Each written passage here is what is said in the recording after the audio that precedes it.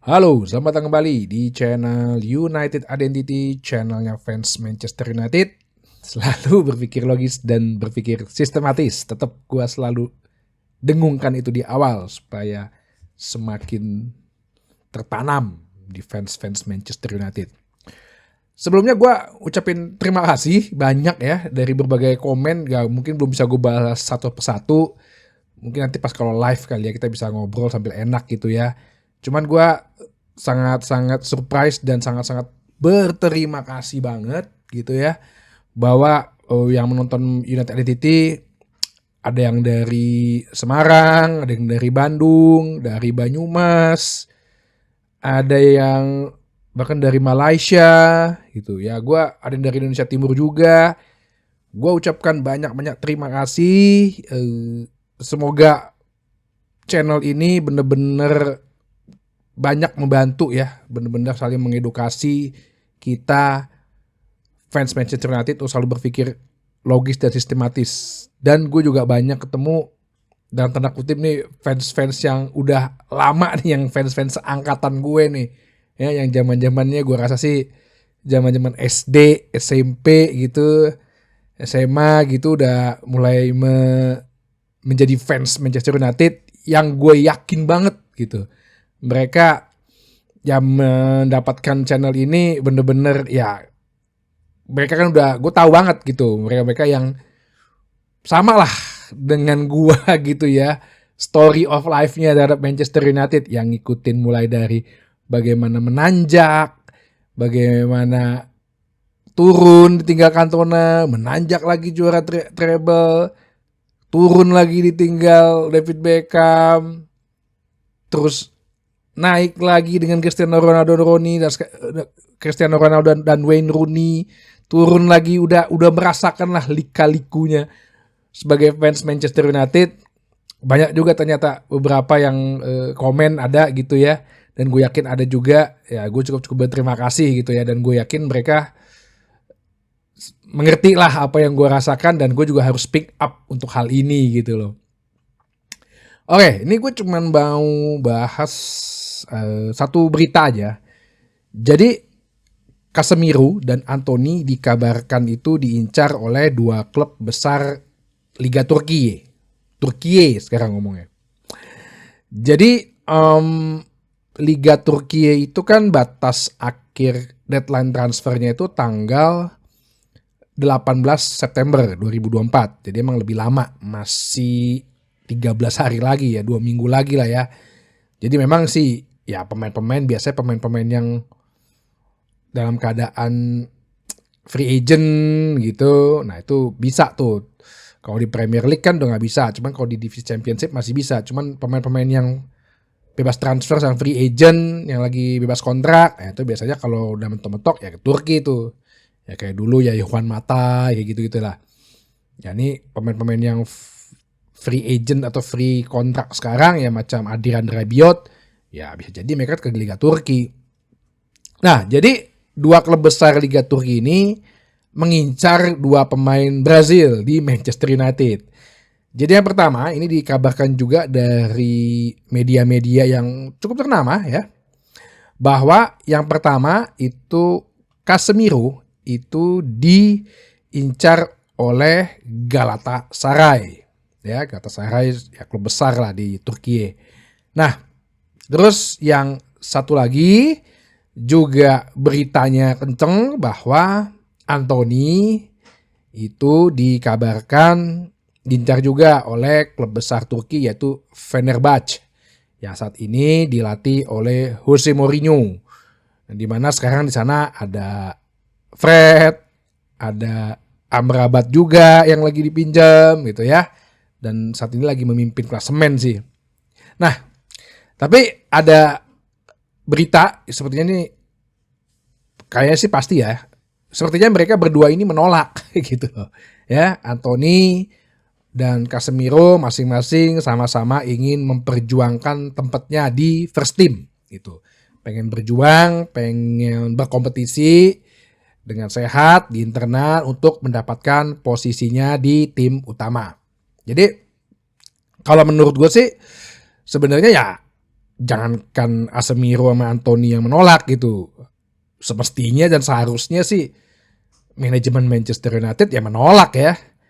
Dalam arti kan kita udah lewat bursa transfer. Kalau kita dalam ini malah si Galatasaray ini mau pinjam lagi Casemiro.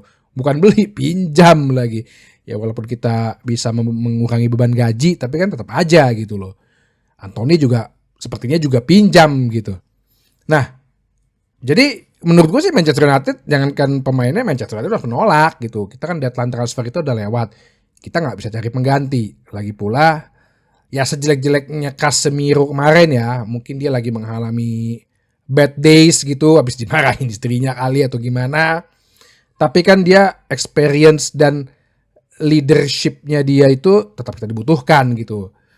Gue sih jujur apa ya, yang nggak setuju juga kalau si siapa Jamie Carragher itu kan emang pundit apa sih itu bilang ya lo lives football sebelum football lives you. Lu nggak usah ngomong gitu Jamie Carragher, dia punya klub sepak bola, lu cuma jadi pundit gitu yang punditnya juga kosong gitu kan, nggak ada maknanya, nggak ada bagus-bagusnya kalau ngasih komentar. Itu menurut gue nggak setuju gitu loh. Tetap ya dia sebagai seorang pemain selama dia masih merasa sanggup, dan gue rasa dia sebetulnya kemarin karena bingung sih sebenarnya. Gue lihat sepertinya Casemiro ini sulit adaptasi dengan gaya struktur permainannya Ten Hag dan masih terlihat bingung gitu loh. Kan dia kan sebenarnya tipe gelandang bertahan breaker kan ya, pelindung back tengah gitu, terus yang memutus serangan lawan, bukan tipe yang ball carrying, bukan tipe yang pembawa bola, ya tipe-tipe DM kayak De Jong gitu atau Xabi Alonso zaman dulu ya, atau Michael Carrick gitu yang ngebawa bola terus beri-beri umpan. Jadi first ball-nya dia, carry yang bolanya dia mungkin masih nggak begitu bagus, tapi dia seorang breaker gitu, makanya kan julukannya The Tank gitu kan. Nah ini yang menurut gue sih harusnya ya tetap dipertahankan, dan dia kan bisa menjadi backup juga kalau emang Ugarte yang akhirnya nanti step up masuk dalam tim utama. Jadi bisa ada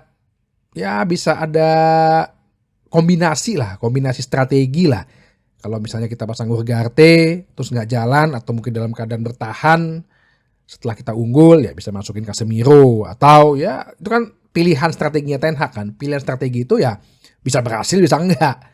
Itu bukan berarti si pelatih ini dibilang mediocre atau miskin taktik, enggak, itu kan pilihan strategi sebenarnya. Mana strategi yang tepat ya itu, dan bagaimana cepat beradaptasi, cepat berubah strategi ya itu juga urusan pelatih gitu. Tetap pelatih itu tetap menurut gua punya andil dalam satu kesalahan gitu. Terus ya menurut gue sih dengan Ugarte kan sebenarnya agak beda ya. Ugarte kan sebenarnya first ball-nya bagus, gue udah pernah bahas ya. Carrying bolanya juga bagus. Jadi bisa ada kombinasi serangan lah dalam Manchester United. Ya kalau nanti si Casemiro main di misalnya Carabao Cup, nanti dia lawan Barnsley, itu mungkin bisa buat pertandingan-pertandingan yang lawan tim-tim kecil atau rotasi, ya bisa jadi Casemiro adalah backupnya, bisa menjadi opsi gitu loh. Nah kalau untuk seorang Anthony sendiri ya itu juga menurut gue jangan dulu untuk dilepas, karena kita memang kasih kepercayaan, Manchester United sepertinya lebih akan mempercayakan kepada Amad Diallo untuk posisi kanan, yang menurut gue juga dia semakin lama semakin baik ya Amad Diallo secara performance. Tapi kita juga harus tahu bahwa ada Anthony sebagai backupnya, karena kalau Anthony dijual, winger kita kan cuma 3 berarti Rashford, Ahmad, Garnacho. Ya kalau Ahmad cedera, kita akan pasang terus Garnacho, Rashford. Nanti lo marah-marah lagi di Tottenham gak ada pilihan gitu. Cuman kalau lo bilang yaudah jual aja tuh Anthony, ada beberapa yang bilang komen gitu.